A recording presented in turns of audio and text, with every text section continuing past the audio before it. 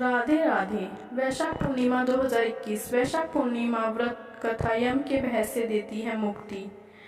पूर्णिमा का दिन चंद्रमा को सबसे प्रिय होता है क्योंकि पूर्णिमा के दिन चंद्रमा अपने पूरे आकार में होता है। पूर्णिमा के दिन पूजा पाठ करना और दान देना बहुत ही शुभ माना जाता है। वैशाख कार्तिक और माघ की पूर्णिमा को तीर्थ स्नान और दान पुण्य दोनों के लिए बहुत ही अच्छा माना जाता है। साथ ही पितरों का तर्पण करना भी बहुत ही शुभ माना जाता है।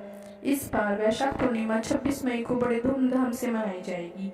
आज हम आपको वैशाख पूर्णिमा की कथा के बारे में बताएंगे। वैशाख पूर्णिमा व्रत कथा।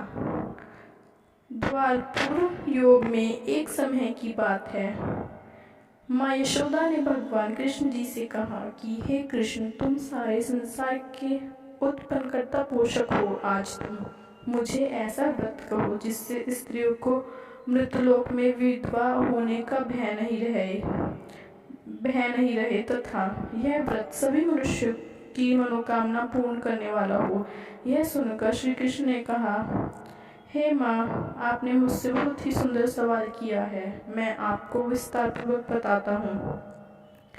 सौभाग्य की प्राप्ति के लिए स्त्रियों को 32 पूर्णिमा का व्रत करना चाहिए। इस व्रत करने से स्त्रियों को सौभाग्य, संपत्ति आदि की प्राप्ति होती है और संतान की रक्षा होती है। यह व्रत आंचल सौभाग्य को देने वाला है एवं भगवान शिव के प्रति मनुष्य मात्र की भक्ति को बढ़ाने वाला व्रत है। तब यशोदा जी कहती हैं कि हे कृष्ण, सर्वप्रथम इस व्रत को मृत्युलोक में किसने किया था? इसके विषय में विस्तार पूर्वक मुझे बताओ। तब श्री कृष्ण भगवान कहते हैं कि इस भूमंडल पर एक अत्यंत प्रसिद्ध राजा चंद्रहास्य से पालित अनेक प्रकार के रत्नों से परिपूर्ण कार्तिक नाम की एक सुंदर नगरी थी। वहां पर धनेश्वर नाम का एक ब्राह्मण निवास करता था। उसकी स्त्री अति सुशील रूपवती स्त्री थी। दोनों ही उस नगरी में बड़े प्रेम के साथ निवास करते थे। घर में धन धान्य आदि की कोई कमी नहीं थी। उनको एक बड़ा दुख था, उनके यहाँ कोई संतान नहीं थी। इस दुख से वे अत्यंत दुखी रहा करते थे। एक समय एक योगी नगरी में आया था। वह योगी उस ब्राह्मण के घर को छोड़कर के सभी के घर से भिक्षा लाकर भोजन किया करता था। रूपावती से वह भिक्षा नहीं लेता था। उस योग ने रूपावती से भिक्षा न लेकर के और अन्य दूसरे घर से भिक्षा लेकर के भिक्षा के अन्न को गंगा के किनारे जाकर के बड़े प्रेम से खा रहा था। तब ही धनेश्वर ने योगी को ऐसा करते हुए देख लिया था। अपनी भिक्षा के अनादर से दुखी होकर धनेश्वर योगी से कहता है कि हे महात्मा मन, आप सभी घरों से भिक्षा लेते हैं, लेकिन मेरे घर की भिक्षा को भी कभी नहीं लेते हो। इसका कारण क्या है? तब योगी ने कहा कि मैं निसंतान के घर की भिक्षा पतितों के अन्न के सामने हो जाती है, पतितों के अन्न के समान हो जाती है। जो पतितों का अंत खाता है वह भी पतित यानी पापी हो जाता है। क्योंकि तुम निसंतान हो, तुम्हारे यहाँ कोई संतान नहीं है। अंत पतित हो जाने के भय से तुम्हारे घर की भिक्षा नहीं लेता हूँ। धनेश्वर यह बात सुनकर के अपने मन में बड़ा दुखी हुआ और हाथ जोड़कर के योगी के पैरों पर गिर पड़ा तथा आतुर भाव से कहने लगा कि हे महाराज, ऐसा है तो आप मुझे कोई पुत्र प्राप्ति का उपाय बताइए। आप सब कुछ जानने वाले हैं, आप मुझ पर अवश्य कृपा करें। धन की मेरे यहाँ कोई कमी नहीं है, लेकिन पुत्र यानी संतान न होने के कारण बहुत दुखी हो गया हूँ। मेरे इस दुख का हरण कर लीजिए, आप समर्थवान हैं। तब योगी जी यह सुनकर कहने लगे कि हे ब्राह्मण, तुम चंडी देवी की आराधना करो। तब ब्राह्मण घर आकर अपनी पत्नी को पूरी वृत्तांत कहकर स्वयं वन में चला गया। वहां पर उसने चंडी की उपासना की और उपवास भी किया। चंडी ने 16वें दिन उसको स्वप्न में दर्शन दिया और कहा कि हे धनेश्वर, जा तेरे यहाँ पुत्र होगा, लेकिन उसकी 16 वर्ष की आयु में मृत्यु हो जाएगी। यदि तुम दोनों स्त्री पुरुष 32 पूर्णिमा का व्रत श्रद्धापूर्वक और विधि पूर्वक करोगे तो वह दीर्घायु हो जाएगा। जितनी तुम्हारी समर्थ हो उतने आटे के दिए बनाकर शिव जी का पूजन करना, लेकिन पूर्णिमा को 32 हो जाने चाहिए, लेकिन पूर्णमासी को 32 हो जाना चाहिए। और प्रातःकाल इस स्थान के समीप एक आम का वृक्ष दिखाई देगा। उस पे तुम चढ़कर फल तोड़कर शीघ्र अपने घर चले जाना और अपनी स्त्री को सारा वृत्तांत बताना, और ऋतु स्नान करने के बाद वह स्वच्छ होकर के और शंकर जी का ध्यान करके फल को खा लेगी। तब भगवान शंकर की कृपा से गर्भ तो ठहर जाएगा। जब ब्राह्मण प्रातःकाल उठा तो उसने उस स्थान के पास एक आम का वृक्ष देखा जिस पर बहुत सुंदर आम का फल लगा हुआ था। उस ब्राह्मण ने आम के पेड़ पर चढ़कर फल को तोड़ने का प्रयत्न किया और असफल रहा। तब उसने भगवान गणेश की वंदना करने लगा। इस प्रकार भगवान गणेश जी की प्रार्थना करने पर उनकी कृपा से धनेश्वर ने आम का फल तोड़ लिया और अपनी स्त्री को लाकर दे दिया। धनेश्वर की स्त्री के अनुसार फल को खा लिया और गर्भवती हो गई। देवी जी की असीम कृपा से एक पुत्र की प्राप्ति हुई थी। उन्होंने उसका नाम देवीदास रखा। बालक अपने पति के घर में बढ़ने लगा। भवानी कृपा से वह बालक पढ़ने में बहुत ही होशियार था।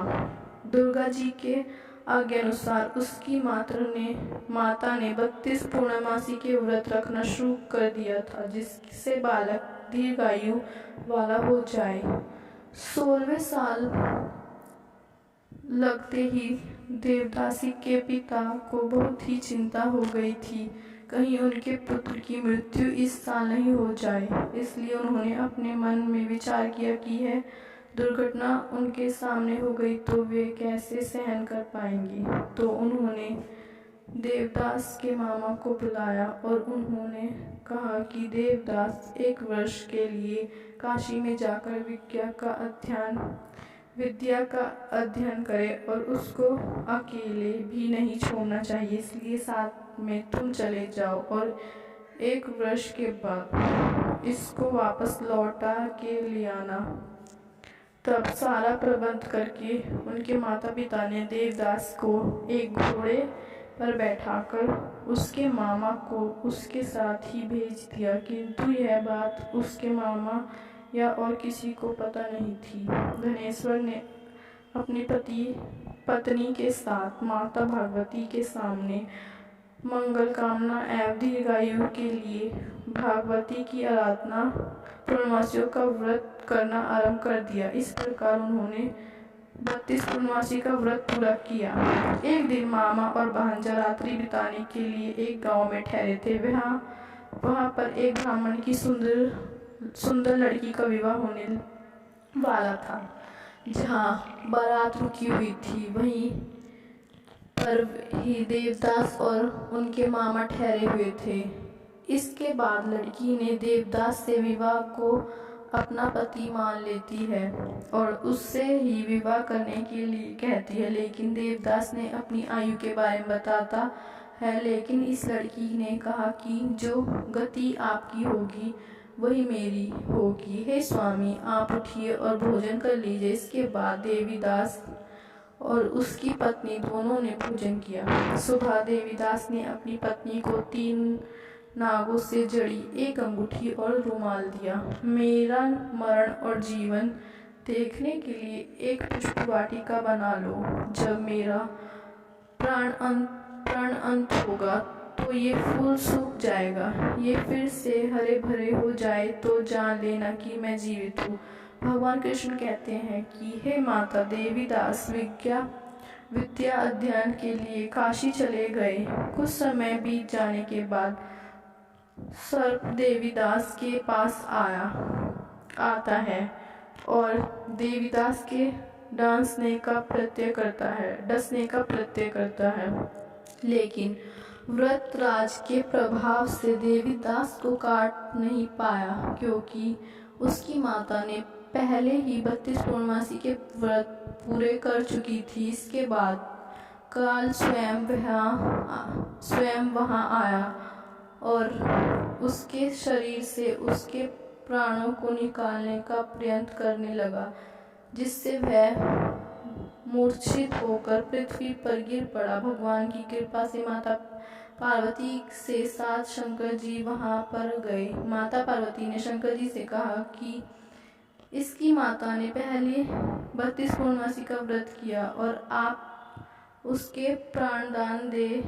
इस प्रकार शिव जी उसको प्राणदान देते हैं और काल को भी पीछे हटना पड़ता है।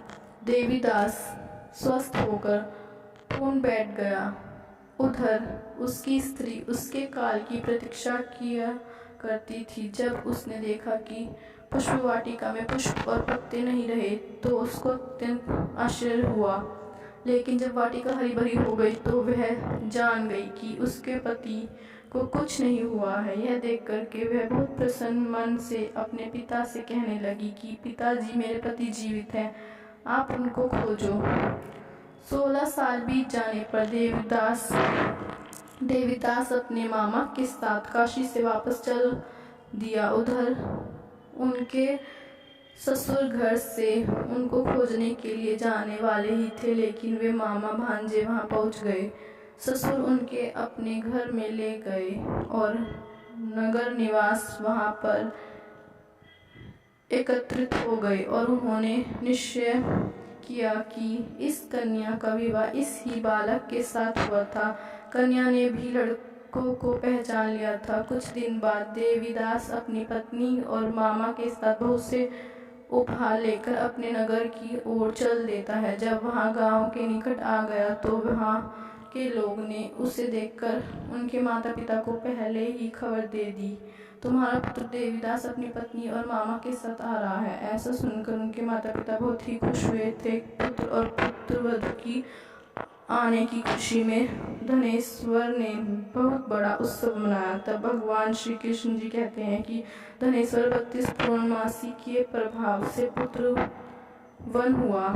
जो व्यक्ति है स्त्री इस व्रत को करता है, जन्म जन्मांतर के पापों से छुटकारा प्राप्त कर लेता है। सुनने वाले का भी भला, सुनाने वाले का भी भला। अगर आपको मेरी वीडियो अच्छी लगे तो प्लीज़ मेरे चैनल को सब्सक्राइब करें, लाइक करें, शेयर करें, कमेंट करें। Thank you.